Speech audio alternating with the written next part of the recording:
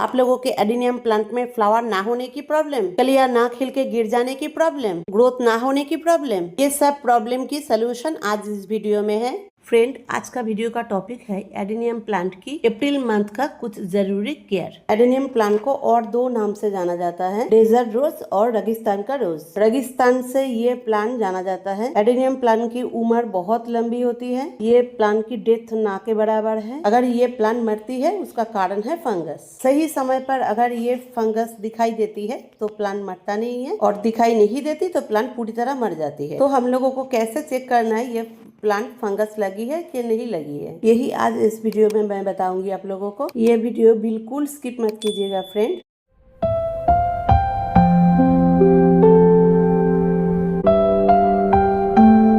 Hi friend, मैं हूँ सोमा और आप लोग देख रहे हैं आप लोगों का प्यारा चैनल फ्लावर हाउस। आज की इस वीडियो में मैं आप लोगों को बताऊंगी अप्रैल मंथ से अक्टूबर मंथ तक कैसे हम लोग एडेनियम प्लांट पे ढेर सारे फ्लावर पा सकते हैं, कैसे इस प्लांट पे फंगस लगती है, अगर फंगस लग जाए तो उसको कैसे चेक करना है, पूरी बरसात में इस प्लांट को कहाँ रखना है, कौन सा खाद इस टाइम देना है, कौन सा फंगिसाइड इसमें देना है और कौन सा टाइम देना है, ये तपती हुई गर्मी में कैसे इस प्लांट को पानी देना है और पानी कितनी बार देना है, बहुत जल्दी इस प्लांट की कॉर्डेक्स को कैसे मोटा करना है, एडेनियम प्लांट की सीडलिंग को कौन सा खाद देना है इस टाइम, और ये सीडलिंग कौन सा लोकेशन में पूरी बरसात में रखना है, ये सब जानकारी मैं आज इस वीडियो में आप लोगों को दे दूंगी। इसलिए मेरा रिक्वेस्ट है ये वीडियो बिल्कुल स्किप मत करके देखिएगा। इस टाइम से एडेनियम प्लांट में अगर कुछ जरूरी टिप्स हम लोग फॉलो करेंगे तो हम लोगों के एडेनियम प्लांट कभी भी मरेगा नहीं, बहुत अच्छा और हेल्दी रहेगी। तो चलिए एक एक करके टिप्स बताते हैं और आप लोग नोट कर लीजिए। टिप्स नंबर 1,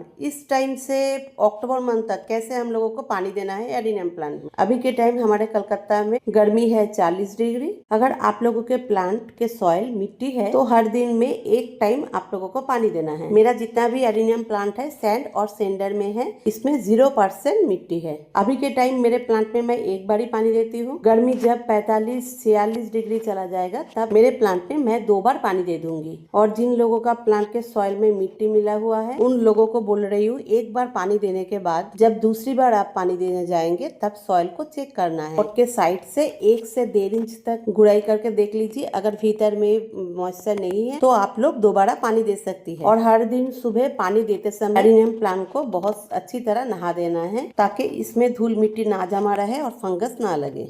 2 नंबर टिप्स है, इस टाइम एडेनियम को कौन सी लोकेशन में रखना है। एडेनियम प्लांट बहुत धूप पसंद करते हैं, इसको सारा दिन का धूप मिले ऐसी जगह में रखना है। मेरा जितना भी एडेनियम प्लांट है सब सेंडर में और सैंड में है और सभी फ्लैट पॉट में लगा हुआ है, इसीलिए मैं इसको कड़ी धूप और फुल बारिश देती हूँ। पूरी बरसात में, पूरी गर्मी में, पूरी विंटर में मेरा प्लांट खुली आसमान के नीचे रहता है, मेरा प्लांट का कुछ भी नहीं होता। और जिन लोगों का एडेनियम के प्लांट के सॉइल में मिट्टी मिला हुआ है उन लोगों को लगातार बरसात में प्लांट को सेमी शेड में रखना है। अब बताऊंगी 3 नंबर टिप्स और सबसे बड़ी इंपॉर्टेंट टिप्स। एडेनियम प्लांट में हम लोगों को कौन सा फर्टिलाइजर इस टाइम देना है। मेरा एडेनियम प्लांट जब मैं रिपोर्टिंग किया तब मैं सॉइल के साथ पूरी ऑर्गेनिक खाद मिलाया था, जो खाद मैं 1 महीने तक डिकम्पोस्ट करके रख दिया था। रिपोर्टिंग के बाद मैंने और कोई खाना इसमें नहीं दिया है। अब मेरे प्लांट बहुत सुंदर ग्रो कर रही है। अभी के टाइम मुझे प्लांट ग्रोथ भी करना है, फ्लावर भी लेना है। प्लांट ग्रोथ के लिए और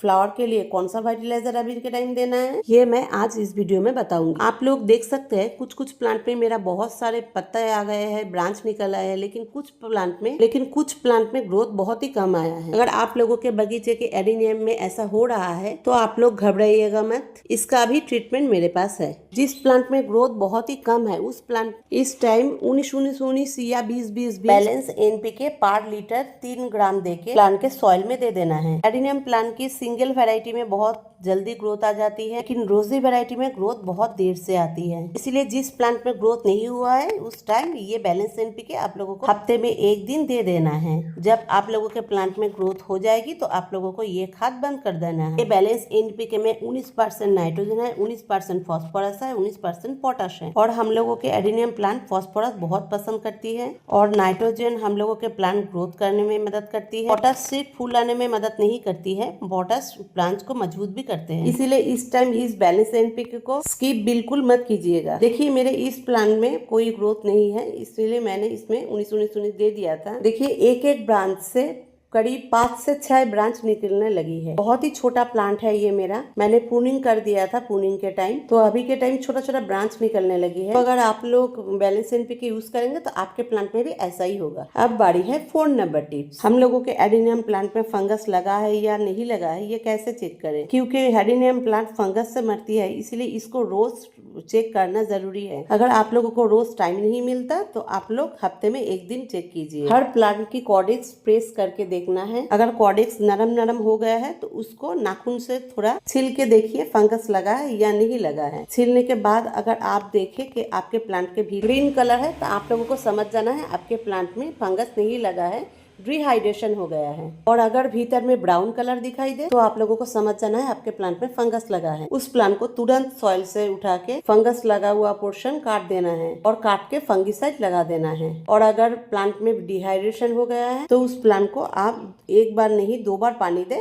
और सेमी शेड में रख दीजिए। एडिनियम प्लांट की सिर्फ कॉर्डेक्स नहीं ब्रांच भी फंगस होके सड़ने लगती है। आपके सामने एक प्लांट है, देखिए कितना सुंदर ग्रोथ हुआ है, लेकिन ये देखिए ये जो ब्रांच है ये डिहाइड्रेशन होके सूख गया है, तो इसको काट के फेंक देना है। मैं कैंची नहीं लाई हूँ इसीलिए हाथों से ही काट के फेंक दिया है। ऐसे आप लोगों को ब्रांच भी चेक करके देखना है हर दिन। प्रूनिंग के बाद सिर्फ प्लांट फंगस ही नहीं आती, सूख भी जाते हैं। देखिए प्रूनिंग के बाद एक ब्रांच निकला था, वो ब्रांच पे फंगस लग गई है। मैं आपको लोगों को हाथों से काट के दिखाती हूँ।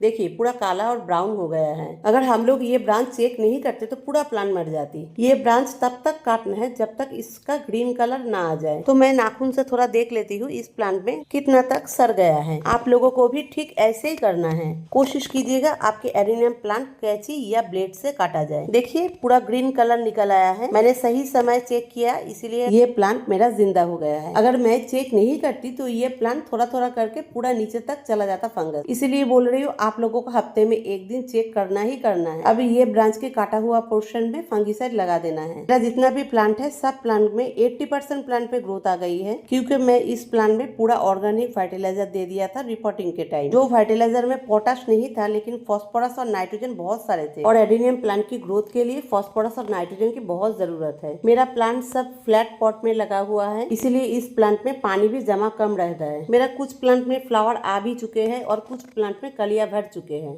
अब बताऊंगी टिप्स नंबर 5। इस प्लांट की केयर बहुत ही कम करना होता है। अगर हम लोग इस प्लांट में कोई खाना ना भी दे फिर भी इस प्लांट में बहुत सारे फ्लावर देखने को मिलती है, इसीलिए इस प्लांट को कड़ी धूप में रखना बहुत जरूरी होता है। अगर आपके छत बगीचे है तो इस प्लांट को छत बगीचे में ही रख दीजिए, और जिसके पास छत बगीचे ना हो उसके गार्डन में ऐसी जगह रखना है जहाँ पूरी दिन की धूप एडिनियम को मिलता रहे। अगर आप लोगों के एडिनियम बैल्कोनी में है तो उस बैल्कोनी में ऐसी जगह रखे जहाँ 5 से 6 घंटे की धूप आती है। अगर इस प्लांट को धूप ना मिले तो आपका प्लांट पे फ्लावर कभी भी नहीं हो सकती। जहाँ धूप नहीं है उस प्लांट पे ग्रोथ बहुत सारे निकलेगी, पत्ते बहुत सारे निकलेगी, लेकिन फ्लावर कभी भी देखने को नहीं मिलेगी, चाहे आप कितने भी खाद डालें इसमें। अब बताऊंगी टिप्स नंबर 6। इस टाइम हमारे बगीचे में जो एडिनियम का सीडलिंग है उसको कौन सी लोकेशन में रखना है और कौन सी खाद डालना है। देखिए मेरा जितना भी सीडलिंग है सब खुली आसमान के नीचे है। मैं कभी भी कोई भी एडिनियम प्लांट शेड के नीचे रखता नहीं हूँ, ये चाहे बड़ा प्लांट हो चाहे सीडलिंग हो। तो ये सीडलिंग को ग्रोथ करने के लिए कौन सा फर्टिलाइजर इसमें अभी डालना है, ऐसा फर्टिलाइजर डालना है जिससे इस प्लांट की ग्रोथ होगी लेकिन फ्लावर नहीं होगी। ये छोटा छोटा सीडलिंग में पोटाश बिल्कुल नहीं देना है, अभी नाइट्रोजन और फॉस्फोरस है ऐसा फर्टिलाइजर इसमें अभी डालना है। हालांकि ये मेरा सभी प्लांट सिंगल पॉट में लगा नहीं है, इसीलिए इस प्लांट में थोड़ा अलग तरीके से फर्टिलाइजर देना है। आप लोगों के सामने जो फर्टिलाइजर है वो है DAP, डाई अमोनियम फॉस्फेट। ये DAP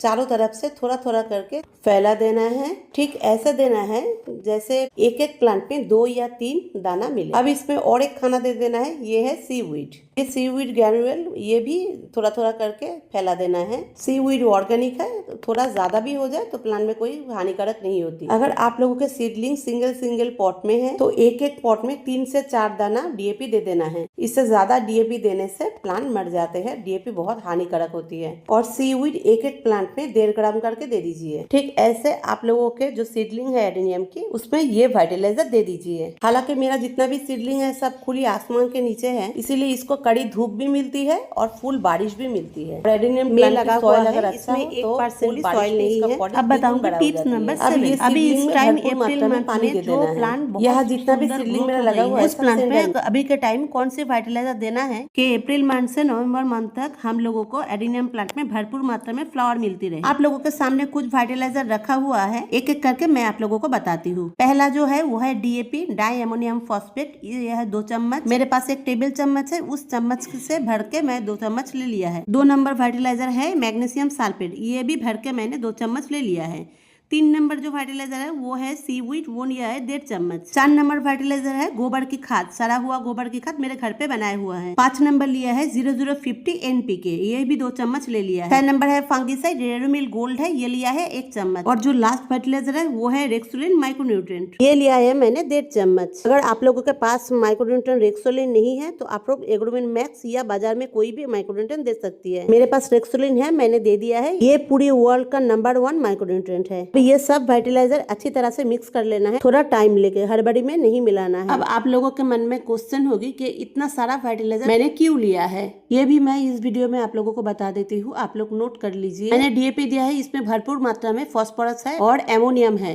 अगर आप लोगों के पास DAP नहीं है तो आप लोग बोन मिल भी दे सकती है। 2 नंबर फर्टिलाइजर लिया है सीवीड माइक्रोन्यूट्रिएंट का काम करती है और प्लांट को जल्दी बड़ा करने में मदद करती है। 3 नंबर है गोबर की खाद, गोबर की खाद नाइट्रोजन बहुत सारे होते हैं, प्लांट की ग्रोथ के लिए नाइट्रोजन बहुत जरूरत है। 4 number magnesium sulphate, magnesium sulphate plant में अगर कोई ट्रेस है वो ट्रेस को हटा देगा और प्लांट में कोई क्लोरोसिस नहीं आने देगी। 5 नंबर लिया है NPK 0050, इसमें 0% नाइट्रोजन, 0% फॉस्फोरस और 50% पोटाश है। मेरे पास पोटाश ऑर्गेनिक नहीं है, इसीलिए मैंने 0050 दे दिया है। अगर आप लोगों के पास पोटाश है तो आप लाल पोटाश भी दे सकती है। पोटाश फ्लावर आने में मदद करती है और अभी के टाइम हम लोगों को फ्लावर लेना है प्लांट से। 6 नंबर है फंगिसाइड, फंगिसाइड लिया है इसीलिए क्योंकि एडेनियम प्लांट में फंगस लगने की चांसेस बहुत ज्यादा होती है, इसीलिए। 7 नंबर लिया है रेक्सोलिन, रेक्सोलिन मार्केटिंग का काम तो करता ही है और प्लांट को बड़ा करने में बहुत सारे मदद करती है, प्लांट को बीमारी से लड़ने के लिए ताकत देती है। फ्रेंड्स, सब फर्टिलाइजर मैंने मिक्स कर लिया है। अब मैं छत बगीचे में आ चुकी हूँ। आप लोगों के सामने जो प्लांट है ये प्लांट अच्छी तरह से ग्रोथ हो गई है। ठीक ऐसे प्लांट के लिए अभी ये फर्टिलाइजर बहुत अच्छा है। फर्टिलाइजर देने से पहले पॉट में अगर कोई घास, कोई जंगल है तो उसको साफ कर लेना है, फिर पॉट के चारों तरफ से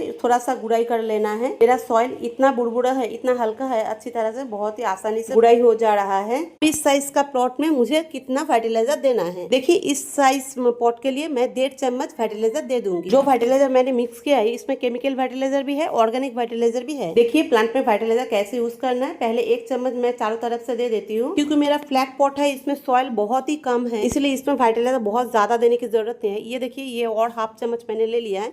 लेके बहुत अच्छी तरह से जो प्लांट मैंने गुड़ाई किया है वो गुड़ाई की मिट्टी के साथ ये फर्टिलाइजर बहुत ही अच्छे से मिक्स कर लेना है, ताकि जब भी मैं प्लांट में पानी दूं वो पानी के साथ फर्टिलाइजर निकल ना जाए। देखिए मैंने फास्ट पॉट में जैसे फर्टिलाइजर यूज किया है वैसे ही सब पॉट में मैं ये फर्टिलाइजर दे दूंगी। 3 इंच या 4 इंच पॉट है, उसमें 1 चम्मच देना है, और अगर ऐसे बड़ा पॉट है तो आपको 1.5 चम्मच या 2 चम्मच दे देना है। आज जो फर्टिलाइजर मैं इस सब प्लांट में दे रही हूँ मिक्स करके, ये फर्टिलाइजर 15 दिन बाद फिर से रिपीट करना है। ऐसे नवंबर मंथ तक 50 दिन बाद रिपीट कीजिए प्लांट में, तो आप लोगों के एडेनियम में भी भरपूर मात्रा में फ्लावर देखने को मिलेगी इस साल। अब तक मैंने सैंड के सॉइल में कैसे फर्टिलाइजर देना है वो आप लोगों को दिखाया है। अब मैं दिखाऊंगी सेंडर के सॉइल में कैसे फर्टिलाइजर देना है। सेंडर के सॉइल में पॉट में गुड़ाई करने की जरूरत नहीं होती है, क्योंकि उसके सॉइल में ऑलरेडी गैप रहता है। इसमें भी यही फर्टिलाइजर मैं दे दूंगी 2 चम्मच, क्योंकि ये बहुत बड़ा पॉट है। जब इस प्लांट में मैं पानी दूंगी तो फर्टिलाइजर दिया है वो सब नीचे चला जाएगा। और अगर आप लोगों के सॉइल में मिट्टी है तो सैंड के प्लांट में मैं जैसे फर्टिलाइजर दिया है वैसे ही मिट्टी के प्लांट में आप लोग दे दीजिए। प्लांट में मैंने फर्टिलाइजर दे दिया है, अब मैं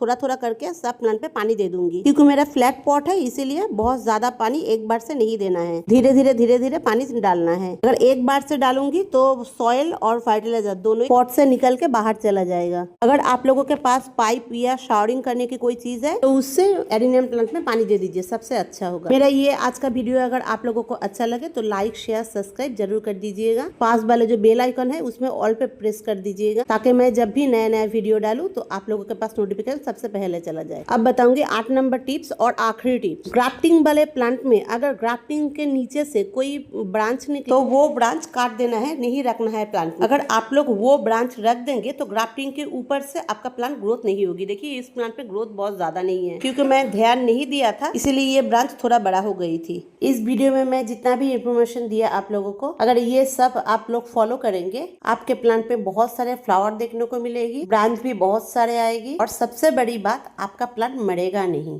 तो वीडियो बहुत बड़ा हो गया फ्रेंड, आज रखती हूँ, फिर से नया कोई इन्फॉर्मेशन, इसलिए मेरा रिक्वेस्ट है ये वीडियो बिल्कुल तब तक आप लोग अच्छा रहना, स्वस्थ रहना। इस टाइम से एडिनियम प्लांट पे अगर कुछ जरूरी टिप्स हम लोग फॉलो करेंगे तो हम लोगों के एडिनियम प्लांट कभी भी मरेगा नहीं, बहुत अच्छा और हेल्दी रहेगी। तो चलिए एक एक करके टिप्स बताते हैं और आप लोग नोट